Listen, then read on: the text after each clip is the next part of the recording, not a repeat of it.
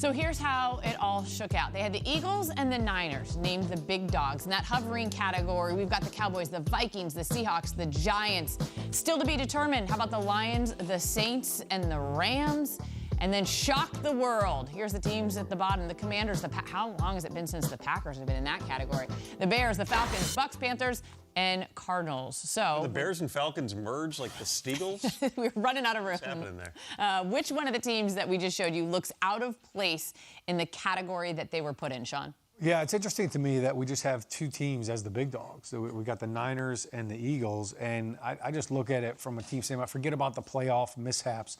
I feel like the Dallas Cowboys belong at that big dog table. And when you look at what they've got on offense and on defense, this team is loaded. They should absolutely, this division should come down to the Eagles and the Cowboys based on rosters alone, when you just look at them on paper. And then adding that guy, Stephon Gilmore, adding Brandon Cooks, you've added two impact players on both sides of the ball. I have no reason to believe the Cowboys aren't going to be better this year.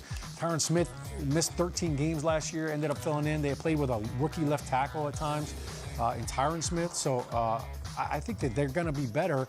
And I also feel like they belong at the big dog table because, look, Cowboys fans, they know, just like all big dogs, they love to lick themselves. The Cowboys fans are constantly doing that. And then in the end, they end up just peeing on themselves like a lot of big dogs do later on in the league. So I don't know. I don't have any of these analogies in my analysis. Mike, what do you got?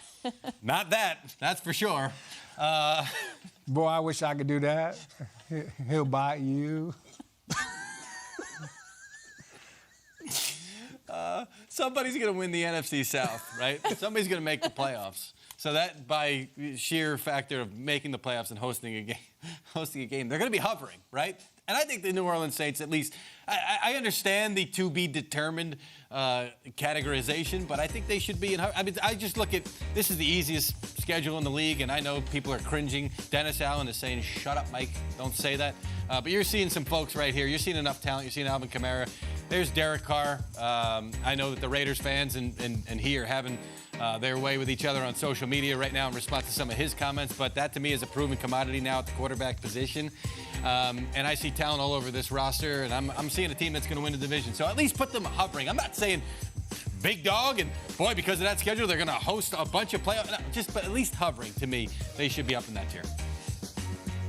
For me, if you look at expectations, and I actually think that they did a really good job with these tiers, but I think if you're going to just measure where the expectations are, people are saying the Lions could go to the Super Bowl, so I would bump them up into hovering. The hype, look, hype doesn't win you anything, especially at this time of year, but it's all we have right now with how many days out till training camp? 27. We keep going with that. But look, the expectations are sky high for a Detroit team that came on really strong last year. They were great at the end of the season. They're favored to win this division for the first time since 1993. Wow. That is how long it has been for the Detroit Lions. So you would think by just a process of elimination, when you think about those numbers, their time has to come up at some time. But it does feel like their time is now. This is a team that went 5-1 in the division a year ago. They were really, really good. I think they are expected to be obviously even better. So if I had to move somebody up or say someone's out of place, I would take the Lions up to that hovering category. I'm trying to figure out the criteria for how we established a lot of this list. I would say one that jumps out at me is the Panthers in the shock the world category.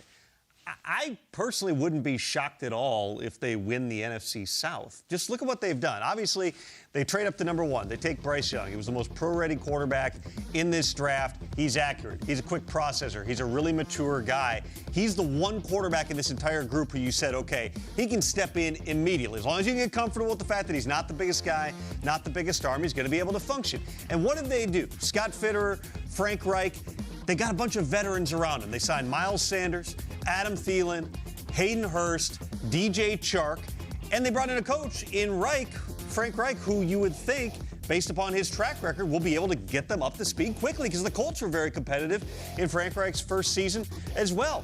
They've been building through the lines there. They've really upgraded the offensive line. They got guys like Brian Burns on defense, who is a potential difference maker as well.